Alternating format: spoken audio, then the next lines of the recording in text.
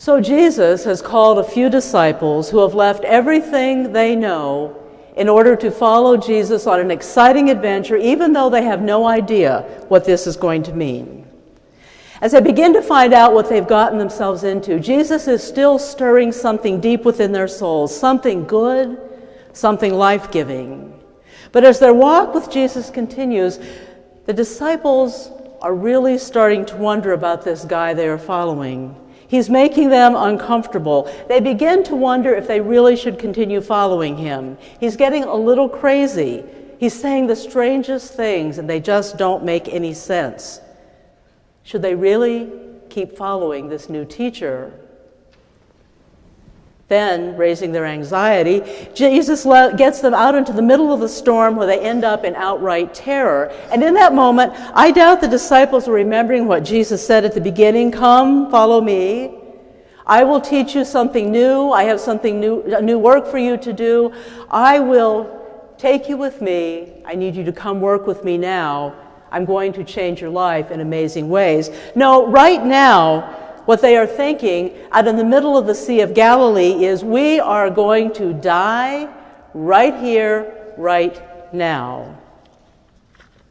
But apparently, they do live through the storm. And as Matthew's gospel tells the story, when the boat makes it to the other side of the Sea of Galilee, they get out and walk up onto the shore, and Jesus keeps going on and on and on, doing more and more things, while the disciples keep following, watching it all, taking it all in amazed wonder.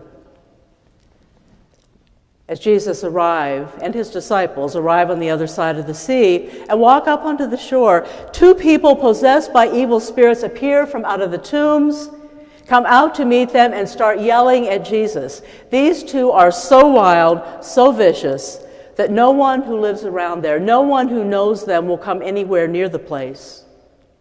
Now Jesus even accommodates the evil spirit's requests and sends the demons into a nearby herd of swine who rush into the sea.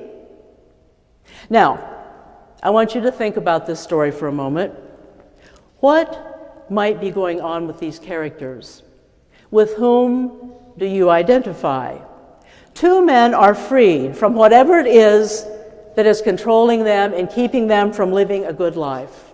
They are freed so that they can begin living a more enjoyable life, hopefully back in the community where they can be productive, healthy, contributing citizens. And then we have the swine, the ones who are just innocently rooting around and then end up with evil spirits, crazily rush into the sea to their deaths, taking the evil spirits with them. We have the keepers of the swine, who, if they own the swine, have just lost their property and their livelihood and may be angry. Or, if they are watching over the swine of some wealthier folk, as is often the case in those days, they now have to go to their bosses and explain what happened, how it is that there are no longer any swine, and then face whatever consequences may come their way. Then there are the townspeople who hear about what Jesus has done and run out to Jesus, filled with a crowd mentality of fear, and beg Jesus, please, to just go away and leave them alone. Do you identify with any of these characters yet? Or perhaps you identify with the disciples who may be thinking, holy cow or holy pig, what has Jesus done now? They have just watched Jesus set two people free from whatever it is preventing them from living a full life. They may be a little perplexed at the amazing feat of seeing demons, who in today's world we might call mental illness, being shifted from people to pigs, and they have watched the pigs rush into the water to die. They have seen swine herders run off into town, maybe in anger, maybe in fear, and now here comes the crowd, the entire town coming after them, begging Jesus, please, to just go away. Now remember, the disciples have just gotten back to shore, having survived a raging storm, and now Jesus is telling them to get back in the boat. They're going to cross the sea yet again. So off across the sea they go, arriving safely this time without a storm. But right away, Jesus is back in action, offering an assurance of pardon and hope to a paralyzed man whose friends Jesus seems to think have a lot of faith. Only now, the religious leaders, the Jewish religious leaders, are watching this and declare Jesus a blasphemer, a presumptuous, irreverent, profane person who has no respect for God and probably should be punished on the spot, harshly. And not only are the religious leaders upset with Jesus, but now Jesus tells these teachers they themselves have evil in their hearts. Then Jesus ups the ante by healing the man, touting his authority, then challenging the religious leaders with a rather taunting question. We don't know if the healed man wants to stay there with Jesus or not. But Jesus tells him, stand up and walk. Get up on your own 2 feet, carry your own bed for yourself, go home and get on with your life. And the man gets up, takes his bed, and walks home. The crowds think this is awesome. The disciples may be thinking, what did he just do? Why would Jesus do this? Why now with the religious leaders watching? And what is he going to do next? As Matthew's gospel tells the story, we don't have to wait very long to find out. They're walking along, and Jesus comes to Matthew, a tax collector, and says, come, follow me. And Matthew gets up and goes along with Jesus. Now on the surface, if you remember, the stories from a few weeks ago, this sounds pretty similar to what happened to the fishermen disciples, who are now wandering the highways and byways following Jesus. But here's the big difference. Fishermen are common folk, hard workers, don't have much money. They're somewhat on the outside of society maybe, a little rough around the edges perhaps, poor to be sure, but probably not someone to despise. Not so with tax collectors. The tax collectors of the day are collecting taxes from their own Jewish people, and they're giving the money to the Roman Empire, which is occupying the land and closely watching the local people. And on top of that, the tax collectors are very likely lining their own pockets rather plentifully at the expense of their own people. Nobody likes tax collectors.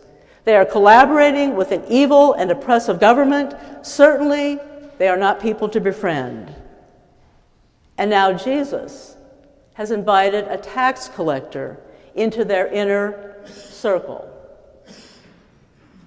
Forget what the Jewish religious leaders are thinking. Jesus' disciples are probably not too keen on the idea either of having a hated tax collector come into their ranks. What has Jesus done now? And it's not bad enough that Matthew, the tax collector, joins the group, but now it looks like they're going to dinner at his house tonight. What are people going to think about this? Well, it doesn't take long to find the answer out to that question either. Matthew's house is full of tax collectors and sinners, which among other things in Jesus' day often means prostitutes. When religious leaders challenge Jesus on this, Jesus tells them, actually, I didn't come to earth to spend my time with righteous people. I came to be with people who need help, people who know they have a need and are willing to accept my invitation into a new kind of life. Now, it's hard for disciples to hear their teacher criticized over and over again. But now, here comes even John's disciples criticizing not Jesus, but now the disciples. Jesus does defend them, letting them know they're okay. It's fine to be celebrating with him in Matthew's house, even and in fact, probably especially with all the tax collectors and the sinners. By now, Jesus' disciples, including us, should be getting the idea that following Jesus can sometimes be a rough road. There will be celebrating and excitement to be sure. But that's not going to be the whole story. And we are only partway through chapter 9 of Matthew's Gospel, we still have 17 and a half more chapters to go. Think about it. As I said last week, discipleship, when it is Jesus that you are following, is not for the faint of heart. So where are you with Jesus? How is Jesus guiding your way? What difference is the living Christ making in your life? Does Jesus scare you, frustrate you, perhaps even anger you at times? Do you sometimes just want Jesus to go away, to stop bothering you, find someone else to take along on an adventure, move into someone else's life doing whatever it is Jesus does? Do you want Jesus to set you free from the things compromising your life? But once you get free, do you prefer to bask in your personal freedom rather than to work to set others free and transform the world? And all the while, you hear the living Christ just keep bugging you to be a positive force in the world, and you feel the Spirit stirring within you, and you just can't get rid of this nagging feeling that you should be doing something more, something else, something different. Or maybe you're one of those who knows you've been freed from the things that torment you and diminish your life. One to whom Jesus has stretched out a strong, healing hand, setting you back on your feet after you've been knocked down and maybe kept down for a while. Maybe you've experienced God's surprises of grace in your life, and now you are thinking how wonderful and awesome Jesus is. And you are living every day in deep gratitude, being drawn out into the world around you to be a faithful disciple, being drawn out into the world around you to continue Jesus' ministry, walking the walk day by day in wonder and awe at how God is using you as a powerful force to transform the world.